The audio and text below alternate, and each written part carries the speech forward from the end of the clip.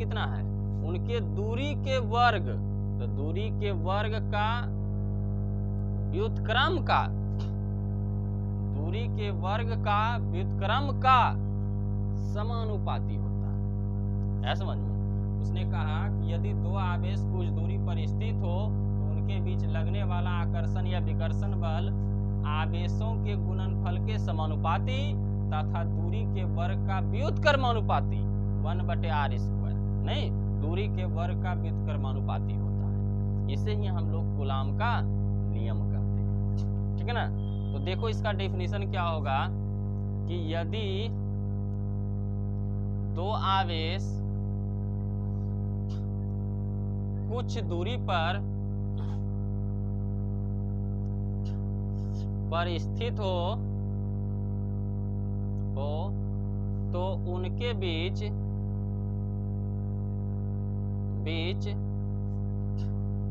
लगने वाला आकर्षण या विकर्षण बल, आकर्षण या विकर्षण बल आवेशों के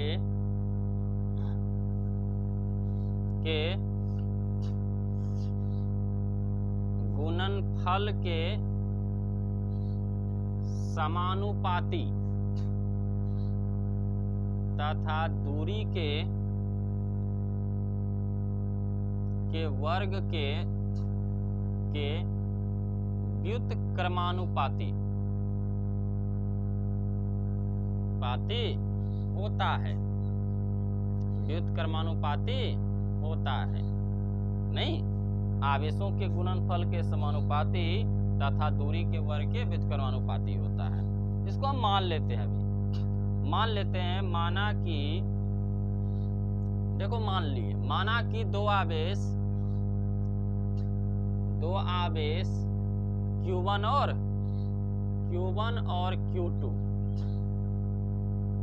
और Q2 R दूरी पर स्थित है, R दूरी पर स्थित है तथा इनके बीच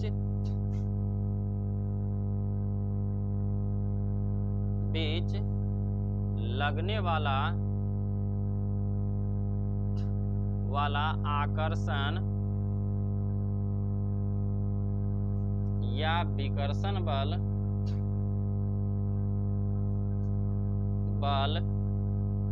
F हो तो क्या होगा, F जो होगा वो आवेशों के गुणनफल के समानुपाती, अर्थात Q1 × Q2 के क्या होगा, समानुपाती, और दूरी का वर्ग R² के व्युत्क्रम का समानुपाती होगा, नहीं, दूरी के वर्ग का व्युत्क्रमानुपाती होगा। अब दोनों को हम लोग संयुक्त रूप में जोड़ेंगे।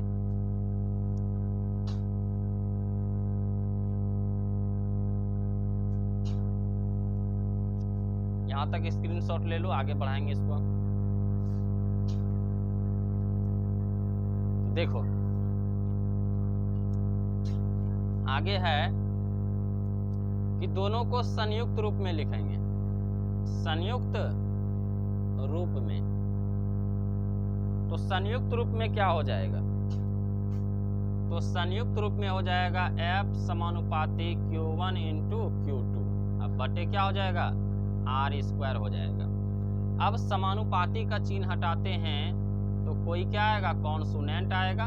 तो मान लेते हैं वो कॉन्सोनेंट मेरा क्या है, K है, यहाँ क्या है, Q1 × Q2 बटे R²।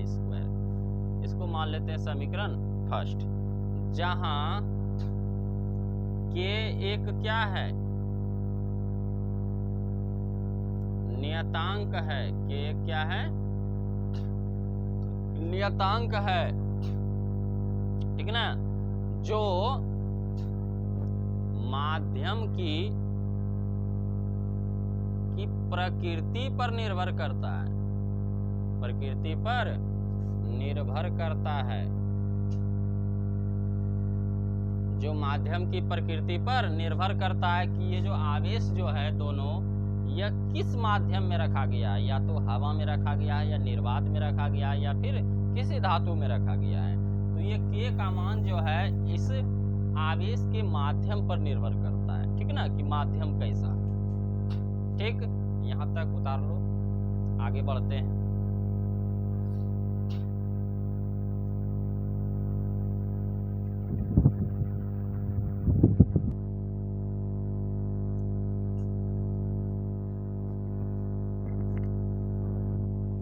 चलो आगे देखते हैं इसको। तो ये जो था, जब हम प्रयोग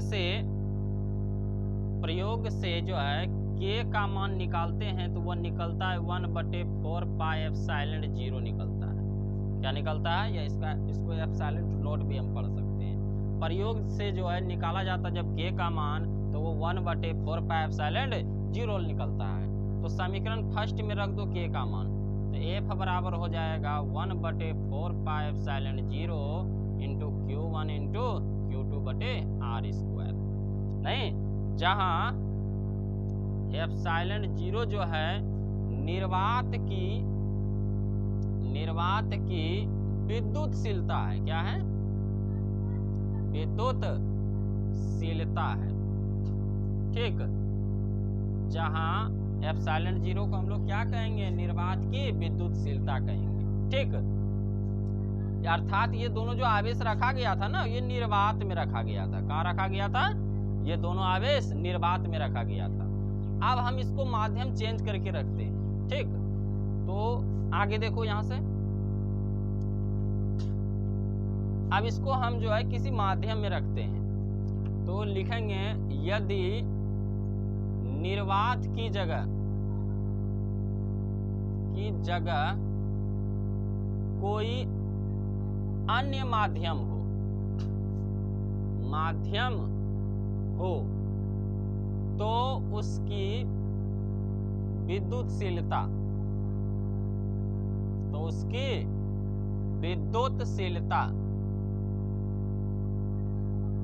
विद्युतशीलता क्या हो जाएगी, उसकी विद्युतशीलता एप्सिलॉन हो तो, नहीं, निर्वात में रखे थे तो उसकी विद्युतशीलता क्या था, एप्सिलॉन 0 था।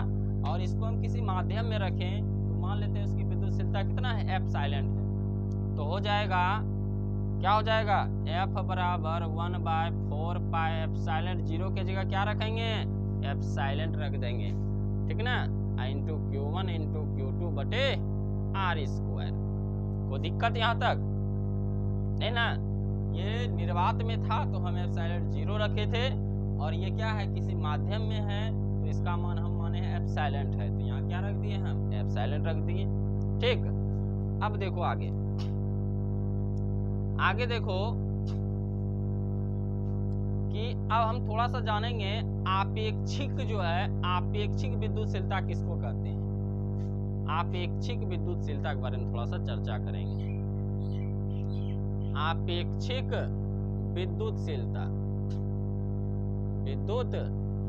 क्या है, तो आपेक्षिक विद्युतशीलता किसको कहते हैं। ठीक, एप्सिलॉन r बराबर, नहीं, एप्सिलॉन r, तो माध्यम की विद्युतशीलता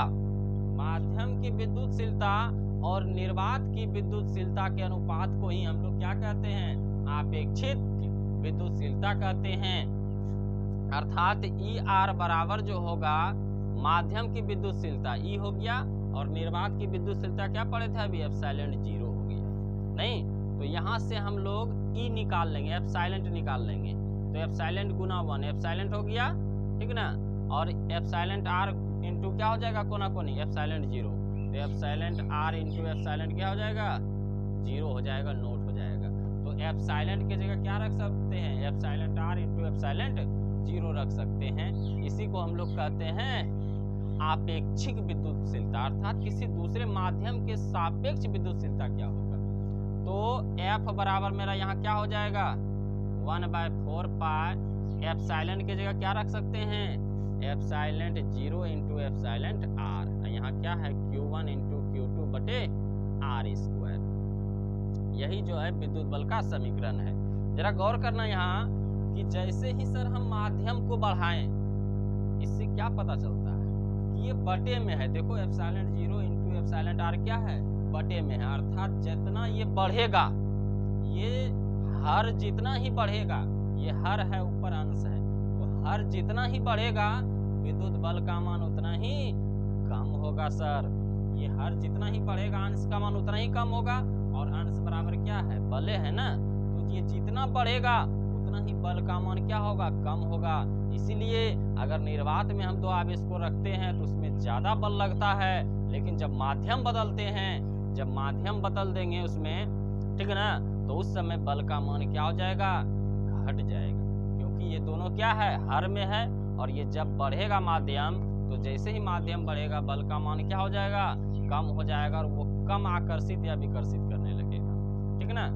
तो स्टार देकर के इसको लिख लेना, रफ में लिख लेना कि एप्सिलॉन आर का जो मान होता है, ठीक है ना, एप्सिलॉन आर का मान, ठीक, धातु के लिए, निर्वात के लिए 0 होता है, हवा के लिए कितना होता है, यह है निर्वात के लिए, किसके लिए है, निर्वात के लिए 0 होता है, हवा के लिए 1 होता है, हवा के लिए कितना होता है, 1 होता है, और एप्सिलॉन आर का मान धातु के लिए अनंत होता है, क्या होता है, धातु के लिए अनंत होता है, अर्थात जैसे ही हवा में रखेंगे तो ज्यादा बलकारी करेगा, निर्वात में रखेंगे ज्यादा बलकारी करेगा, हवा में भी रखेंगे उससे थोड़ा कम करेगा, और धातु में अगर दो आवेश को रख देते हैं तो उसमें नहीं के बराबर बलकारी करेगा, ठीक ना।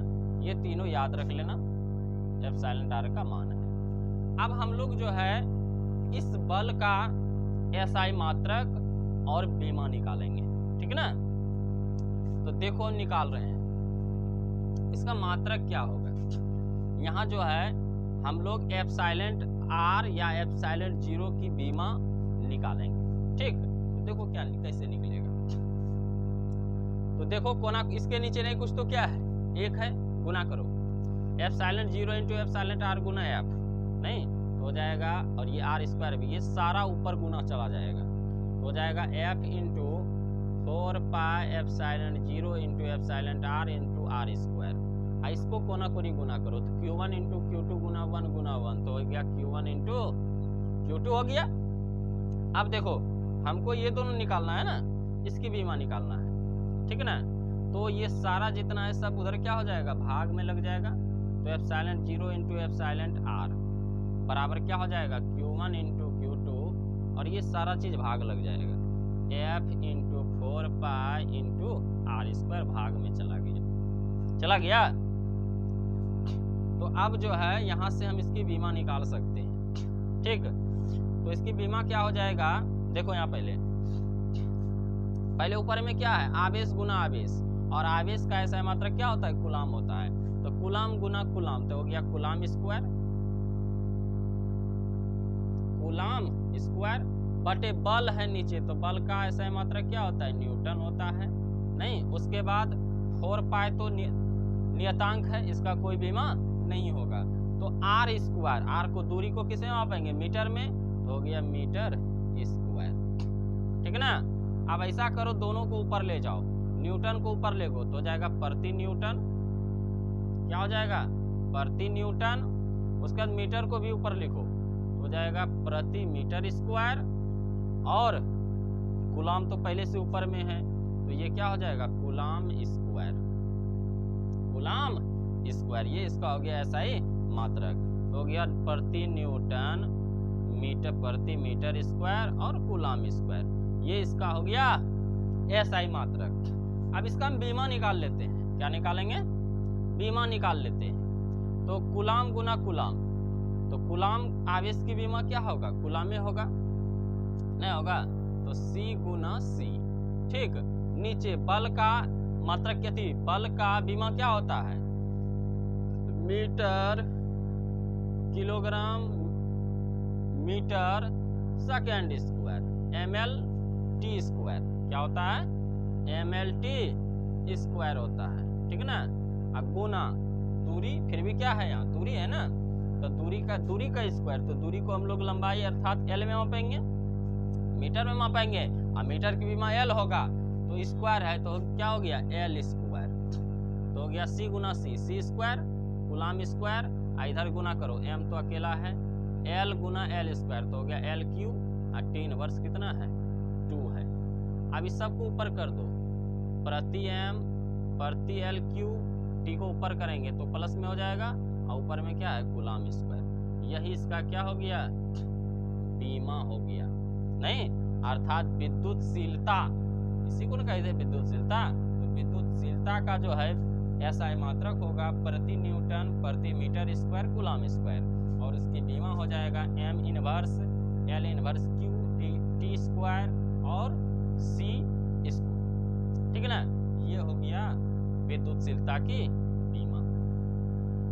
एक नोट और कर लेना कि एप्सिलॉन 0 का जो मान होता है, नहीं k का जो मान होता है वह 9 गुना, k का जो मान होता है 9 गुना 10 पर पावर 9 गुना 10 पर पावर 9, कितना होता है 9 गुना 10 पर पावर 9 न्यूटन मीटर स्क्वायर प्रति कूलाम स्क्वायर होता है। क्या होता है प्रति कूलाम स्क्वायर होता है। अगर k की बीमा पूछा जाए तो k का भी हम लोग यहाँ से निकाल सकते हैं इससे पहले वाले स्टेप में, ठीक है ना। अगर विद्युतशीलता की बीमा पूछेगा तो ये निकल जाएगा और मात्रक ये हो जाएगा, और k की बीमा अगर पूछा जाए और SI मात्रक पूछा जाए तो इससे पहले समीकरण जो था वहाँ से हम लोग k का SI मात्रक और बीमा निकाल सकते हैं, ठीक है ना। क्या होता है न्यूटन मीटर स्क्वायर प्रति कूलाम स्क्वायर होता है, और k का वैल्यू 9 गुना 10 टू द पावर 9 इतना होता है, ठीक। अगले क्लास में मिलते हैं, आगे पढ़ेंगे आवेश को हम लोग कितने तरीके से वितरित कर सकते हैं, ठीक। आज यहीं तक।